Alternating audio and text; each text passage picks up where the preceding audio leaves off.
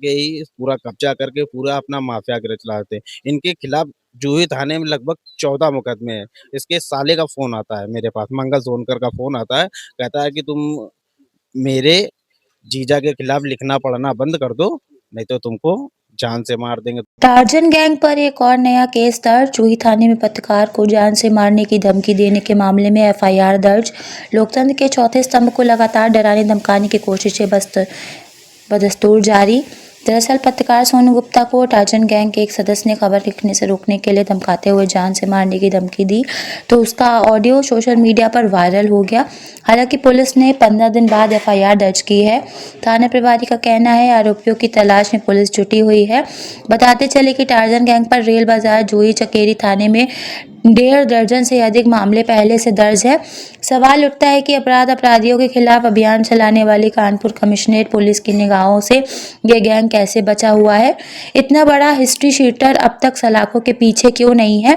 पत्रकार को धमकाने वाले टार्जन गैंग के खिलाफ अब क्या कार्रवाई होती है, ये देखना होगा। पुलिस कमिश्नर इस मामले में क्या रुख अपनाते हैं, आने वाले दिनों में साफ हो जाएगा। मामले की जानकारी देते हुए पत्रकार सोनू गुप्ता के स्ट्रांग भारत न्यूज से बात की। देखिए क्या कुछ कहा पीड़ित पत्रकार ने। लगातार देखने में आ रहा है कि पत्रकारों के साथ अक्सर अभद्रता, धमकी देना जैसे मामले इस समय एक लगातार क्रम में जैसे जारी हो गए हैं और इसी क्रम में आज हमारे साथ में जो पास में खड़े हैं सोनू गुप्ता जी हैं, पत्रकार हैं और इनके साथ भी कुछ जो हिस्ट्री सीटर्स हैं वो इन्होंने इनको धमकी दी थी।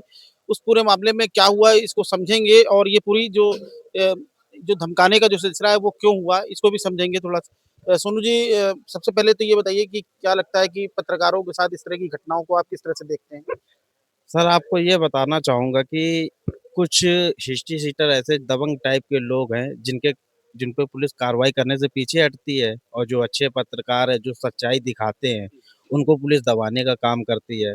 अभी मैंने फिलहाल में कुछ दिन 2024 और 25 में मैंने in history sheeter Tarzan gang के खिलाफ मैंने कई खबरें प्रकाशित की अपने चैनल के माध्यम से। प्रकाशित करने के बाद मैंने इन पे कार्रवाई भी कराई। इनके इतने अवैध कब्जे हैं, आप चाहे इसकी जांच करा लीजिए, इनके जितने काले कारनामे थे मैंने सबका खुलासा किया।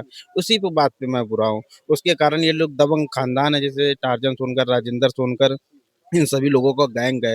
ये लोग गैंग बना के ही पूरा कब्जा करके पूरा अपना माफिया गिरफ्त चलाते हैं। इनके खिलाफ जूही थाने में लगभग 14 मुकदमे हैं। इसके साले का फ़ोन आता है मेरे पास, मंगल सोनकर का फ़ोन आता है, कहता है कि तुम मेरे जीजा के खिलाफ लिखना पढ़ना बंद कर दो, नहीं तो तुमको जान से मार देंगे, तुमको हाईलाइट भिजवा देंगे, ये करवा देंगे।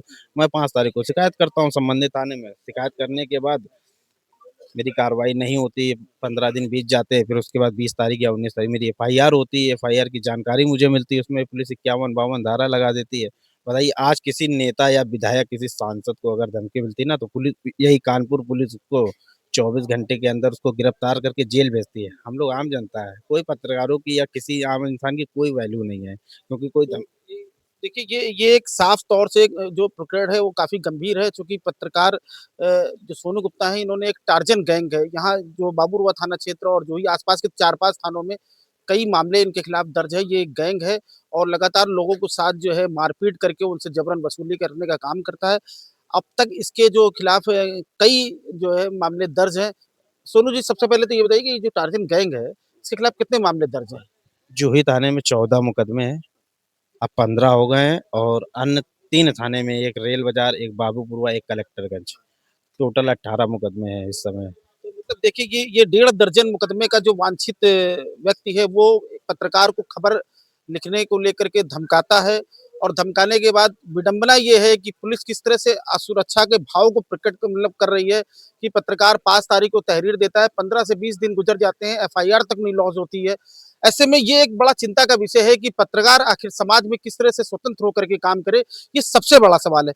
सुनो, इस पूरी घटना को लेकर के आप जिला प्रशासन से और योगी आदित्यनाथ जी से क्या डिमांड करोगे? मैं योगी आदित्यनाथ से यही कहना चाहूँगा कि जो इस तरीके की घटना हम लोगों को, पत्रकारों के साथ में जो धमकी आए दिन जान से मारने का ये सब किया जा रहा है, हम लोगों की सुरक्षा की जाए। अगर नहीं करना तो हम लोग पत्रकारिता छोड़ दें अपनी भैया, या तो हम लोग आवाज़ दबाना ही छोड़ दें। अगर यही चाहें तो शासन और प्रशासन से यही माँग है कि जो पत्रकारों के साथ जो गलत व्यवहार कर रहे हैं, चाहे वो पुलिसकर्मी हो, चाहे आम जनता हो, उन पे कठोर से कठोर कार्रवाई होनी चाहिए, बस मेरी मेरी यही माँग है। देखिए, एक साफ-सुथरे लोकतंत्र में सुरक्षा का एहसास तभी होगा जब पत्रकार सुरक्षित होगा। यहाँ तो सबसे बड़ी बात ये है कि पत्रकारों के साथ ही इस तरह के धमकी भरे फ़ोन कॉल्स आते हैं, बाकायदा इनके पास उसका ऑडियो भी है जो रिकॉर्डिंग का कि किस तरह से भद्दी-भद्दी गालियाँ वो दे रहा है। ऐसे में पुलिस का 15 दिन तक एफआईआर ना लॉन्च करना, ये पुलिस की अति अति स जो है संवेदनशीलता की जो गहराइयाँ हैं वो ये बताता है कि हम कितने जो है आपके प्रति संवेदनशील है। ऐसे में सबसे बड़ा सवाल ये है कि जब समाज में लोकतंत्र का चौथा स्तंभ ही सुरक्षित नहीं है, तो आम लोगों की सुरक्षा की की भावना को आप कैसे प्रकट कर पा रहे हैं? वीडियो जर्नलिस्ट आर के सिंह के साथ राजेंद्र केसरवानी, स्ट्रांग भारत न्यूज़।